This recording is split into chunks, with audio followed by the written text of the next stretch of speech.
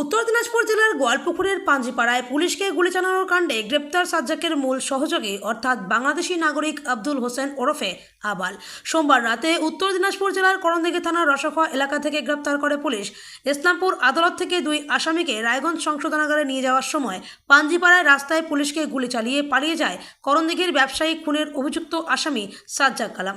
সেই ঘটনায় আহত হয়েছে দুই পুলিশ কর্মী।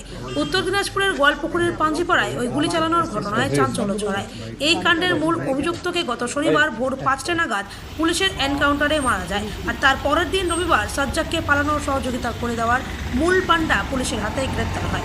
রায়গঞ্জ ও ইসলামপুর পুলিশের বড়সড় সাফল্য বাংলাদেশি নাগরিক আব্দুল হোসেন ওরফে আবাল অর্থাৎ সাজ্জাকের মূল সহযোগী গ্রেপ্তার হয়। গোয়ালপুকুর থানায় তাকে রাখা হয়।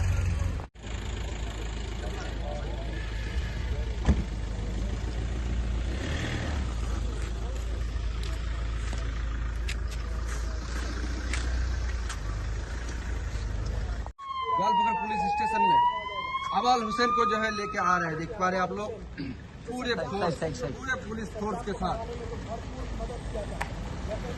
सज्जाद हुसैन